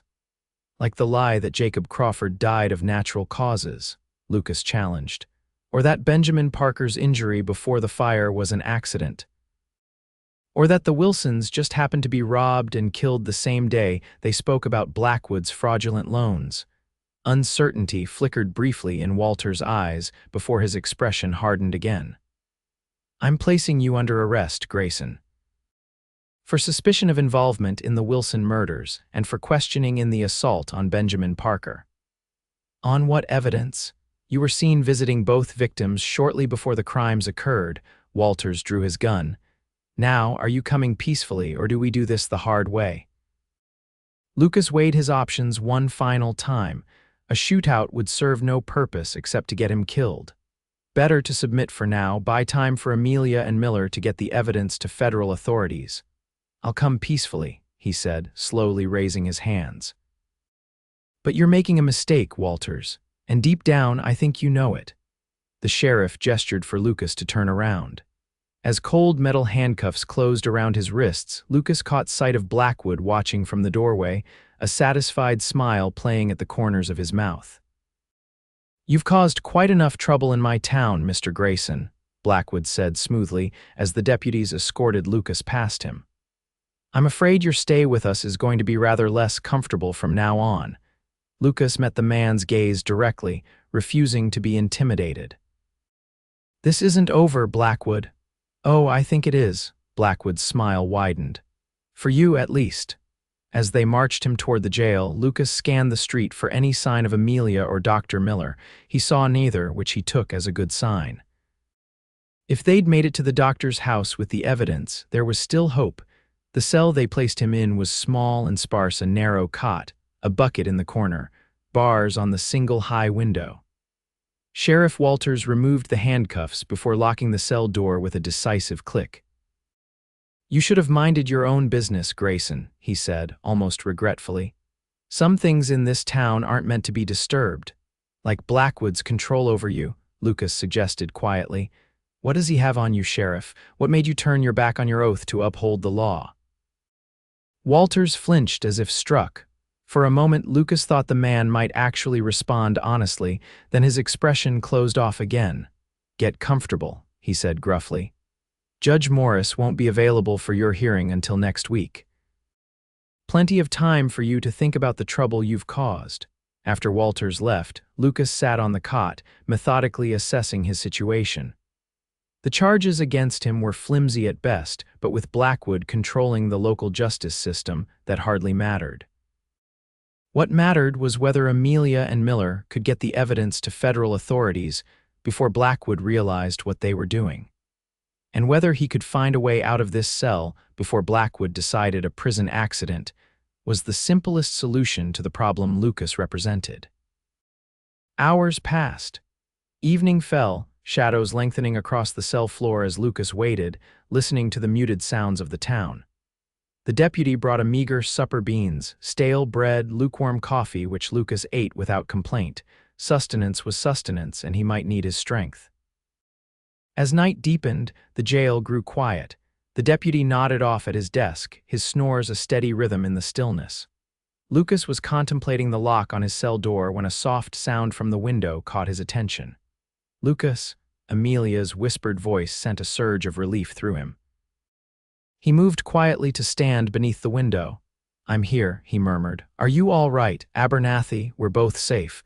Dr. Miller is treating Mr. Abernathy's injury." Through the bars, he could just make out her face in the moonlight. "They're saying you killed the Wilsons. That you're a dangerous criminal. Blackwood's trying to discredit me, eliminate the threat." Lucas kept his voice low. "What about the evidence?" "Safe. Miller's assistant left for Denver an hour ago with copies of everything: Parker's documents, the water rights maps, statements from me and Mr. Abernathy." Her voice dropped even lower. "And a report on my father's death suggesting it should be investigated as murder." "Good." Lucas felt some of the tension leave his shoulders. The federal marshal should respond within days. Until then, we're getting you out of here," Amelia interrupted determinedly. "Tonight. That's too dangerous. If they catch you, they won't." Something metal scraped against the windowsill, a set of keys. The deputy keeps a spare set in his desk. Annabelle's father was sheriff before Walters. She knew where to look. Lucas took the keys, impressed despite his concern. "Resourceful, but once I'm out, Blackwood will know you were involved." "It doesn't matter anymore," Amelia said fiercely. "I'm already in hiding. Blackwood's men came looking for me at the millinery shop. Annabelle misdirected them, but it won't be long before they search more thoroughly." Lucas tested the keys on his cell lock, finding the right one on the third try. The mechanism clicked open softly, but he didn't push the door yet. "Where are you staying?" he asked. "Dr. Miller's. He has a hidden room where he keeps his more valuable medical supplies. Parker's there too, still unconscious but stable." Lucas nodded, making his decision. "All right, I'll meet you there. But we need a distraction, something to keep Walters and his men busy while we figure out our next move." "Already arranged," Amelia replied, a hint of satisfaction in her voice. "The livery stable's hay storage will catch fire in about 10 minutes. Nothing dangerous, just enough smoke and commotion to draw attention." Lucas couldn't help but smile in the darkness. "You've thought of everything?" "Not everything," she admitted. I don't know what we'll do after tonight, where we'll go, one problem at a time, he advised. Get back to Miller's, I'll join you shortly. Be careful, she whispered, and then she was gone, her footsteps fading into the night. Lucas waited, counting minutes in his head. When he reached 8, he heard the first shouts of fire from the direction of the livery. The deputy jerked awake, confusion giving way to alarm as more voices joined the first. Fire at the livery. Someone yelled, pounding on the jail door. The deputy grabbed his hat and gun, hesitating as he glanced toward the cells. Go on, Lucas called, playing the role of disinterested prisoner. I'm not going anywhere. After another moment's hesitation, the deputy hurried out, locking the front door behind him. Lucas waited until the sound of running feet had faded before quietly opening his cell door. He retrieved his gun belt from the desk drawer where it had been stored, checked his revolver, and slipped out the back door of the jail. The night was chaos, men running toward the livery stable, where smoke billowed into the starlit sky, women standing in doorways watching the commotion, children excited by the unexpected disruption of their bedtime. No one paid attention to a single man moving purposefully through the shadows toward the doctor's house on the outskirts of town. Dr. Miller admitted him with visible relief, leading him through the surgery to a bookcase that swung outward to reveal a hidden room. Inside, Benjamin Parker lay on a narrow bed, his breathing shallow but steady. Amelia sat beside him, her face lighting up as Lucas entered. You made it, she said, rising to greet him. Your distraction worked perfectly. Lucas nodded to Miller. Thank you for your help, doctor. I know you're taking a considerable risk. Someone needs to stand up to Blackwood, Miller said simply. I should have done so years ago. What now? Amelia asked, her shoulder brushing Lucas's as she stood beside him. The federal marshal won't arrive for days, even if Miller's assistant reaches Denver without trouble. We can't stay in town, Lucas decided. It's too dangerous and we're putting Dr. Miller at risk. We need somewhere to lie low until help arrives. What about Parker? Miller asked. He can't be moved in his condition. Can you care for him alone? The doctor nodded. I've done so this far, and Blackwood has no reason to suspect my involvement yet. Good. Then Amelia and I will leave tonight, draw attention away from here.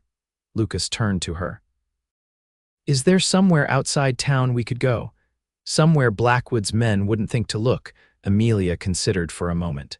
There's an old line shack on what used to be our property on the far northern boundary near the foothills.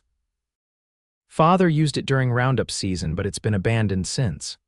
Her voice faltered briefly. Since we lost the ranch, Blackwood probably doesn't even know it exists. Perfect. Lucas checked the ammunition in his gun belt. We'll need supplies, food, water, blankets. Already gathered, Miller said, indicating 2 packed saddlebags. I assumed you might need to leave quickly. Horses, in my stable out back, nothing fancy, but they'll get you where you need to go. Lucas felt a surge of gratitude for the doctor's foresight. You've thought of everything. Not everything, Miller admitted. Blackwood won't stop looking for you, and when he discovers you've escaped, he'll be desperate. Desperate men are dangerous. So am I, Lucas said quietly, especially when protecting something important. His eyes met Amelia's, and something unspoken passed between them, an acknowledgement that somewhere amid the danger and pursuit, their alliance had become something deeper, something neither had anticipated. They waited until the early hours of the morning, when the fire at the livery had been extinguished and the town had settled back into uneasy slumber. Dr. Miller checked Parker one final time, then led them through his back door to where 2 horses waited, already saddled. The federal marshal should arrive within 3 days if all goes well, Miller told them. I'll send word to the line shack when it's safe to return. How will you get a message to us without being observed? Lucas asked. I still have friends in this town, Miller replied. People who remember what Redemption Creek was before Blackwood's influence. They'll help. Amelia embraced the doctor briefly. Thank you for believing me, she whispered, when no one else would. Your father was my friend, Miller said simply. I should have spoken up sooner. They mounted the horses, keeping to the shadows as they rode out of town. Lucas led the way, alert for any sign of pursuit, while Amelia directed their course with occasional whispered instructions. The night was clear. Stars spread across the sky like diamonds on black velvet, a half-moon providing just enough light to see by. As they left the town behind, Lucas felt some of the tension ease from his shoulders. They weren't safe yet far from it, but at least they had room to maneuver now, away from Blackwood's immediate reach. Beside him, Amelia rode with the confidence of someone who knew this land intimately. Even in the dim light, he could see how she belonged here, how the rolling hills and distant mountains were as much a part of her as her own heartbeat. The realization strengthened his resolve to help her reclaim what was rightfully hers. They rode through the night, following game trails and dry creek beds to avoid the main roads. As dawn began to lighten the eastern sky, the land grew rougher, rising toward the foothills that marked the northern boundary of what had once been Crawford land.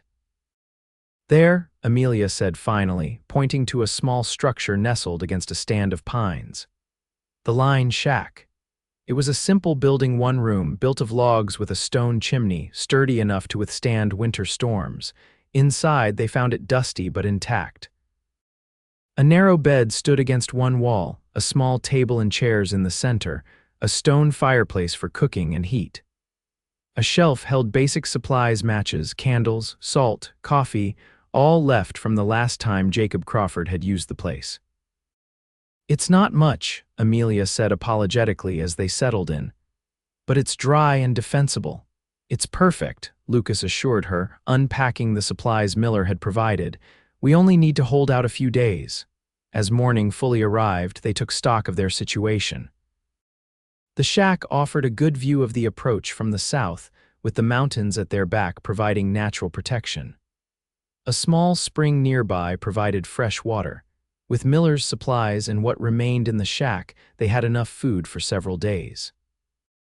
Lucas checked and cleaned his weapons while Amelia prepared a simple breakfast. They ate mostly in silence, the events of the past days weighing heavily on them both. When they finished, Lucas insisted Amelia rest while he kept watch. "I'll wake you in a few hours," he promised. "You need sleep."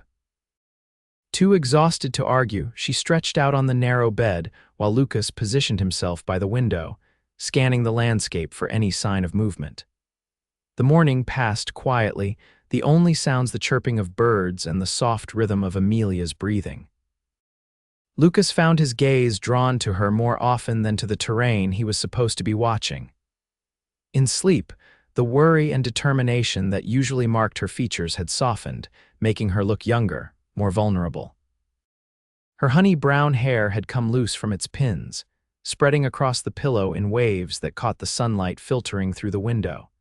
Something protective and fierce stirred within him, a feeling he'd thought long buried after years of keeping emotional distance from others. Amelia Crawford had somehow slipped past his defenses in just a few days, awakening parts of himself he'd believed dormant. It was midday when she finally stirred, sitting up with momentary confusion before remembering where they were. "Any sign of pursuit?" she asked, pushing hair from her face. "Nothing," Lucas reported. "But they'll be looking by now. Sheriff Walters will have discovered my escape at morning rounds." Amelia nodded, moving to join him at the window. "They'll search the obvious places, first the road to Denver, maybe the Wilson farm if they haven't connected you to Dr. Miller yet, which gives us time," Lucas agreed, "but not much. Blackwood will be desperate. The evidence we sent to Denver could destroy everything he's built." "Good," Amelia said fiercely. "He deserves to lose it all after what he's done." Lucas studied her profile, noting the determination that had returned to her features. "You're not just doing this for your father anymore, are you?" "No," she admitted quietly. "It's for the Wilsons now too, and Parker, and everyone else Blackwood has hurt or killed to build his empire."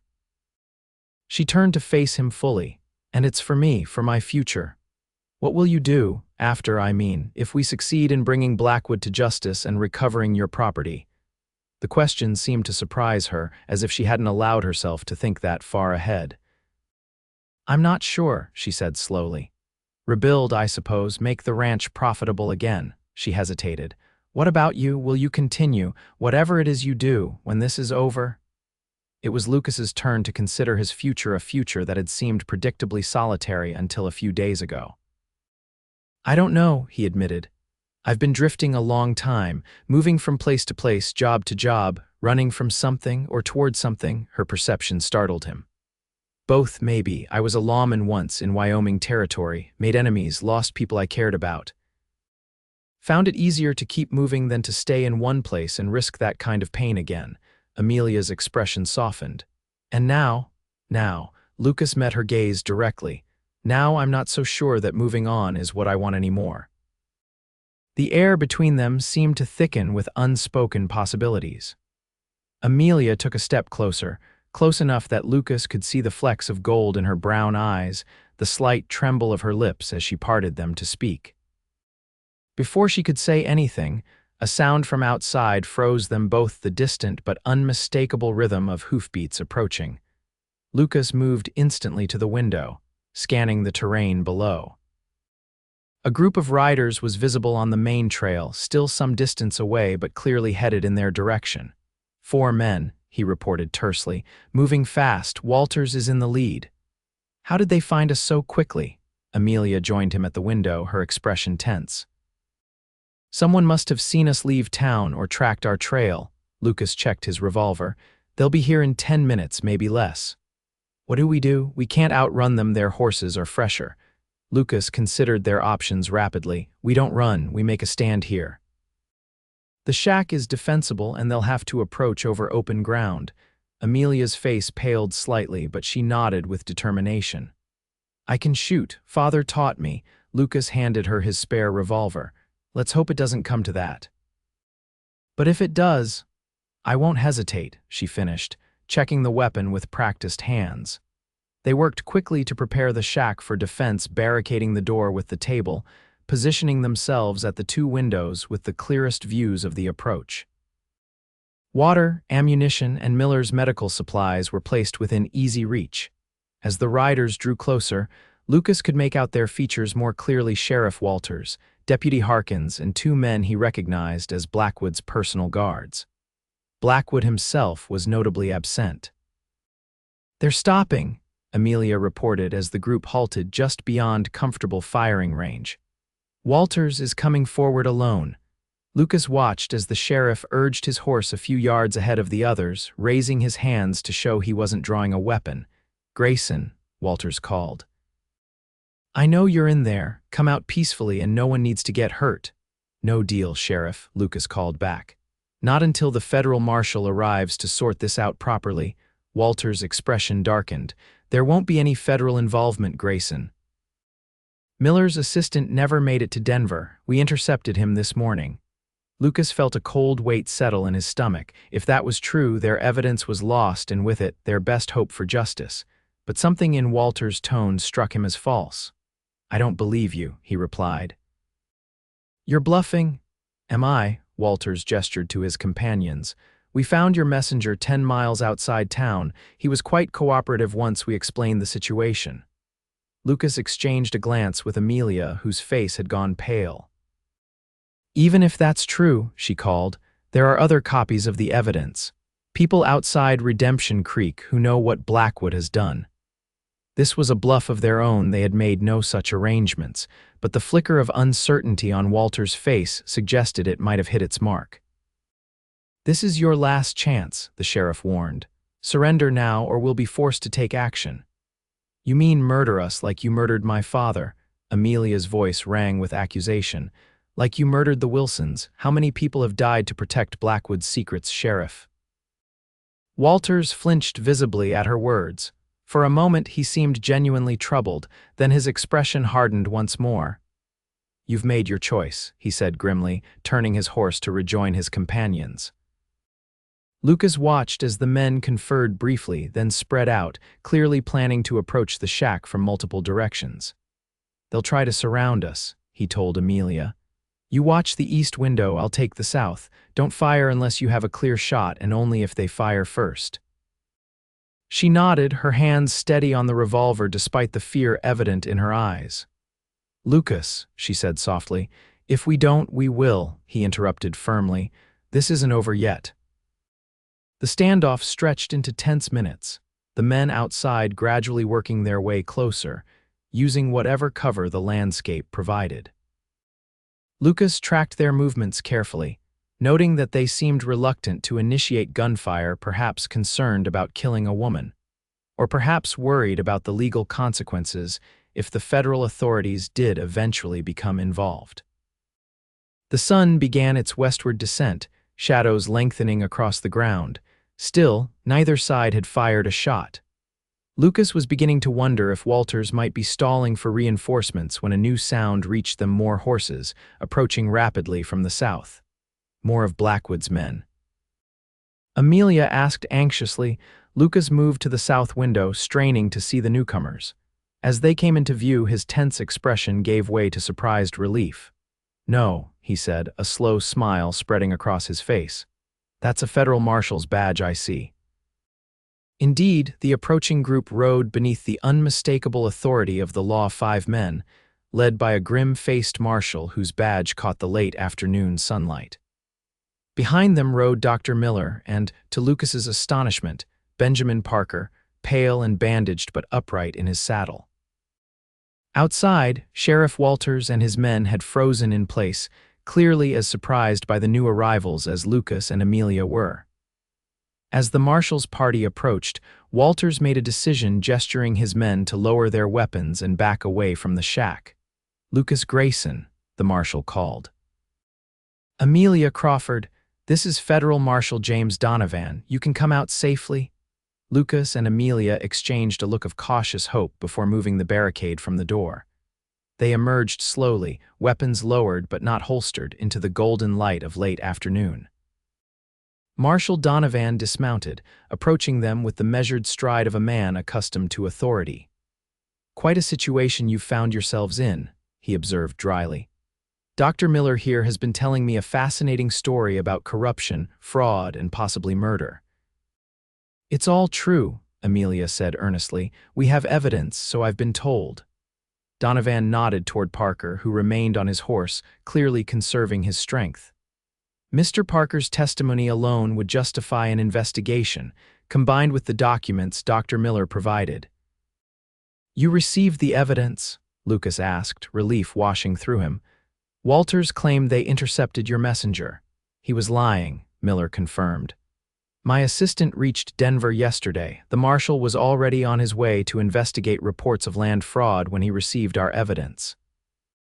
Donovan turned his attention to Sheriff Walters, who sat his horse with the stiff posture of a man facing judgment. "Walter Walters, I'm relieving you of your authority pending investigation into your conduct as sheriff. You and your men will surrender your weapons immediately." For a tense moment, it seemed Walters might resist. Then, with a defeated slump of his shoulders, he unbuckled his gun belt and handed it to one of the marshal's deputies. His men followed suit, their expressions a mix of resentment and resignation. "Where's Blackwood?" Lucas asked, scanning the group. "Fled town this morning when news arrived that a federal marshal was coming," Miller explained. "But Marshal Donovan's men are tracking him. He won't get far." "He had help," Parker added, his voice weak but determined. "Judge Morris went with him and the bank manager. They'll have taken documents, money." "My men will find them," Donovan assured them. "In the meantime, I'd like to hear your accounts of what's happened here from the beginning." As the sun set over the mountains, they gathered around a campfire outside the line shack, Lucas and Amelia relating the events of the past days. Walters and his men were kept under guard nearby, their expressions growing more troubled as the full extent of Blackwood's crimes was laid bare.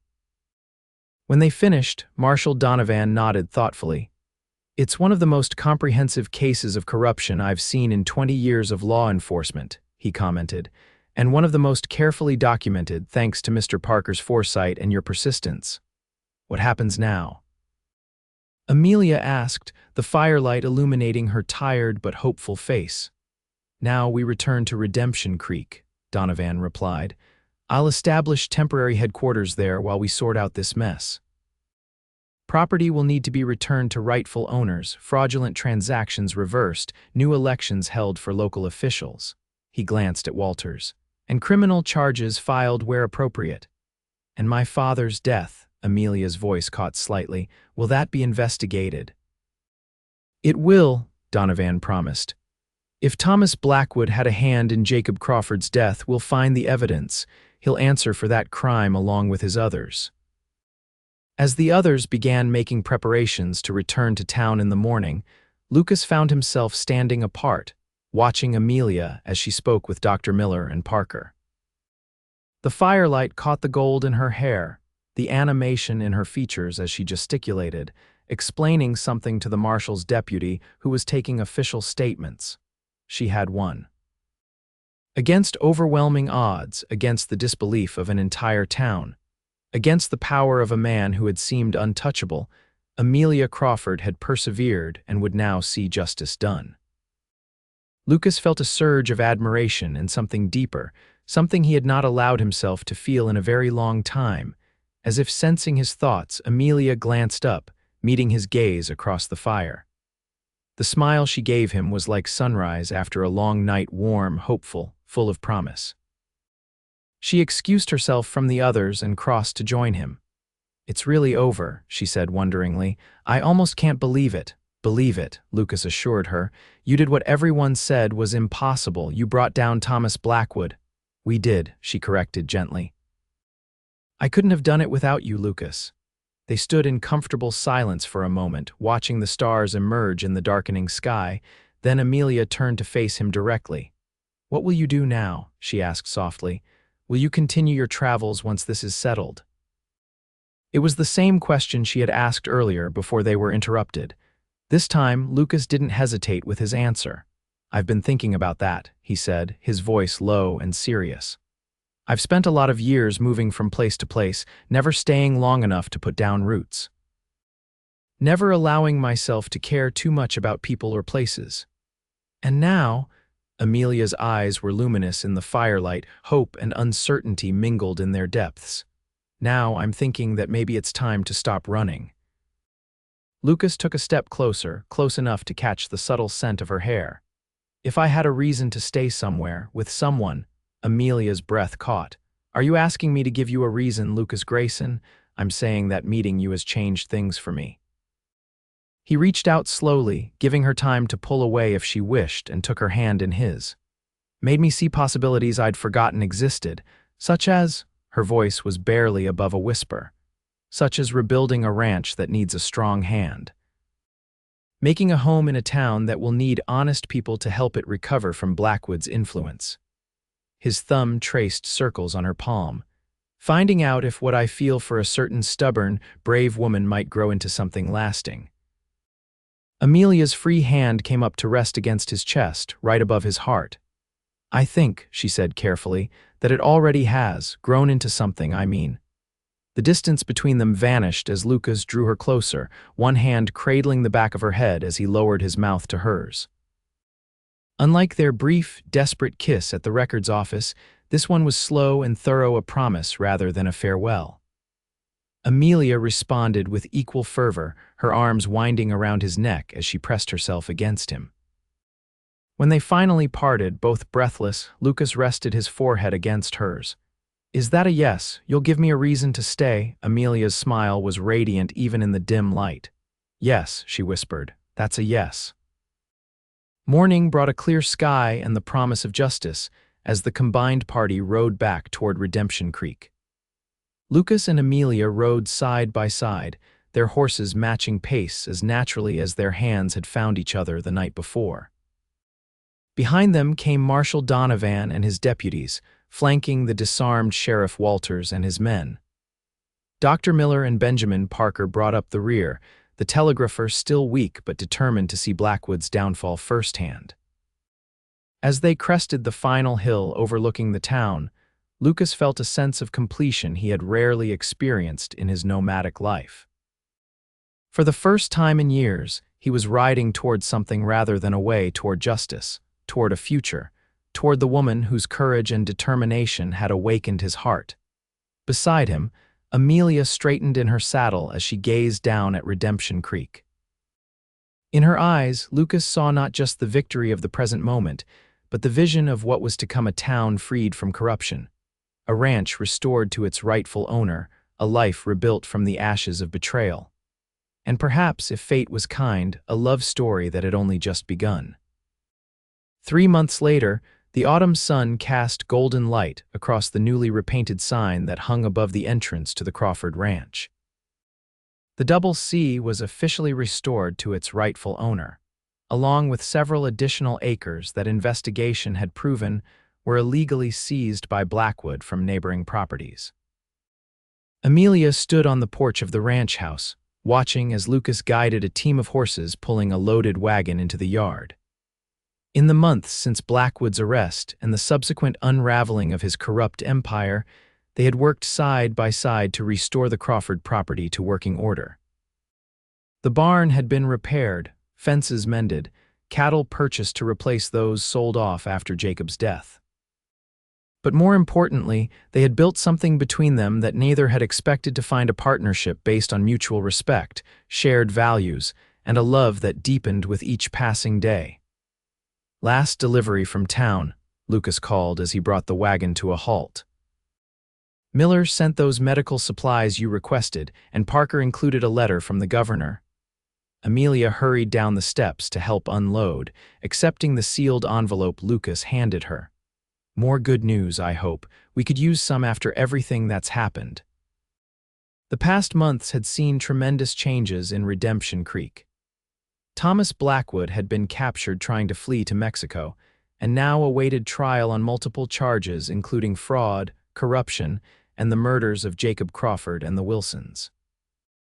Evidence had confirmed what Amelia had always believed: her father had been poisoned after discovering proof of Blackwood's water rights manipulation. The Wilsons had been killed to prevent them from testifying about fraudulent loans. Sheriff Walters had turned state's evidence, his testimony helping to build an even stronger case against Blackwood in exchange for leniency in his own sentencing. Judge Morris faced charges as well, along with several other officials who had facilitated Blackwood's crimes. Meanwhile, property throughout the county was being returned to its rightful owners, including the Wilson children, who would inherit their parents' farm once they came of age. Benjamin Parker had been appointed interim mayor until proper elections could be held, his decades-long resistance to Blackwood's influence making him the natural choice to lead the town's recovery.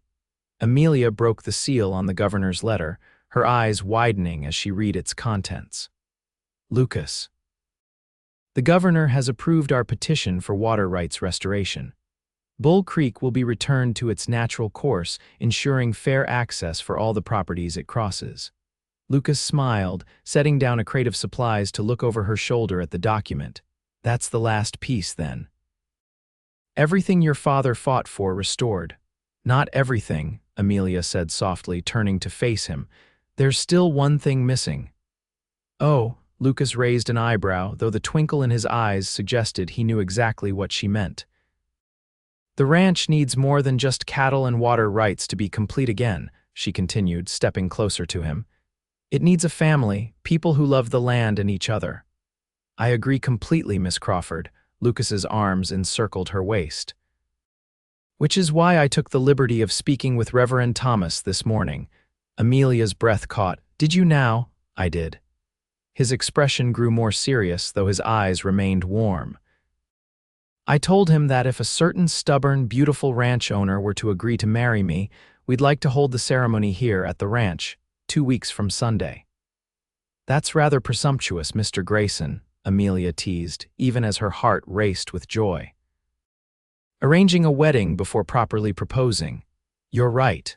To her surprise, Lucas dropped to one knee right there in the dusty yard, taking her hands in his. "Amelia Crawford, you are the bravest, most determined woman I've ever known. You fought when everyone told you to surrender. You believed when everyone called you a liar, and you trusted me when you had every reason to doubt. I love you more than I thought it was possible to love anyone, and I want to spend the rest of my life building something wonderful with you, this ranch. A family, a future. Will you marry me?" Tears blurred Amelia's vision as she nodded, unable to speak for a moment. When she found her voice, it was thick with emotion. "Yes," Yes, Lucas Grayson, I will marry you. He rose and pulled her into his arms, sealing their engagement with a kiss that promised a lifetime of love and partnership. When they finally parted, both laughing and breathless, Amelia rested her head against his chest, listening to the steady beat of his heart. 2 weeks from Sunday, she mused. That doesn't leave much time to prepare. Too long, if you ask me, Lucas murmured against her hair. But I suppose traditions must be observed. The sound of approaching horses interrupted their moment. Looking up, they saw Benjamin Parker and Dr. Miller riding into the yard, accompanied by two familiar figures, the Wilson children, Elizabeth and James, now living with the doctor as their guardian until more permanent arrangements could be made. "Hope we're not intruding," Parker called as they dismounted. The children wanted to see how the foal was doing.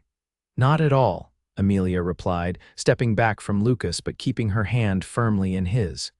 "In fact, you've arrived just in time to be the first to congratulate us." Miller's eyebrows rose as he noted their clasped hands and radiant expressions. "Don't tell me the confirmed bachelor has finally met his match, guilty as charged," Lucas admitted with a grin. 2 weeks from Sunday, right here at the ranch. Congratulations were exchanged, the children excitedly asking if they could attend the wedding. As Amelia led them to the barn to check on the foal that had been born the previous week, Lucas found himself drawn into conversation with Parker and Miller. "You've done well here," Parker observed, gesturing to the thriving ranch around them. "Hard to believe it was nearly lost for good." "We've been lucky," Lucas acknowledged. "Not everyone affected by Blackwood has recovered so completely." "True enough," Miller agreed soberly. "But Redemption Creek is healing. The new sheriff is honest, the bank is under proper management, and people are beginning to trust each other again." "Speaking of trust," Parker interjected, "that's partly why we're here. The town council met yesterday. We'd like you to consider taking on the role of sheriff, Lucas." The offer took Lucas by surprise. "Me, I'm not sure that's a good idea. I've been a lawman before and it didn't end well." "Which is exactly why you're the right man for the job," Miller argued.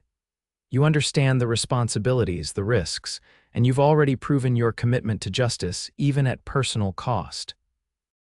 Lucas glanced toward the barn, where Amelia's laughter could be heard as she showed the children the new foal. "I'd need to discuss it with my future wife," he said, the phrase bringing a smile to his lips, "but I'm not opposed to the idea." The conversation shifted to other matters: the upcoming harvest, preparations for winter, news from neighboring communities. As they talked, Lucas found himself reflecting on the extraordinary turns his life had taken since riding into Redemption Creek just a few months earlier. He had arrived a drifter, a man with no fixed destination and no particular purpose beyond his own survival. He was leaving behind a legacy of wandering to become something he had never expected: a husband, a rancher, possibly even a sheriff again. A man with roots, with responsibilities, with a future tied to this land and these people. And at the center of it all was Amelia, whose unwavering conviction had not only restored her father's legacy, but had given Lucas something he'd thought forever lost: a home, a purpose, and a heart full of love. Later that evening, as sunset painted the western sky in shades of gold and crimson, Lucas and Amelia sat on the porch swing, watching as the day's light faded into dusk. The children had returned to town with Parker and Miller, leaving them alone with their thoughts and plans. "Parker offered me the sheriff's position today," Lucas said, his arm comfortably around Amelia's shoulders. "What would you think about that?" She considered the question seriously. "I think you'd be excellent at it. You have the experience, the judgment." She tilted her head to look up at him. "But is it what you want? After everything that happened in Wyoming?" "I'm not the same man I was then," Lucas replied thoughtfully. "I've learned from those mistakes. And Redemption Creek needs someone who understands how easily power can corrupt, how vital it is to protect the vulnerable." "Then I think you should accept," Amelia said, snuggling closer against his side. "As long as you come home to me every night." "Wild horses couldn't keep me away," he promised, pressing a kiss to her temple.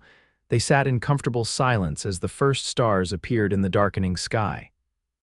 From inside the house came the familiar creaks and settlings of the old building sounds that had once reminded Amelia painfully of her father's absence, but now spoke of continuity, of life moving forward.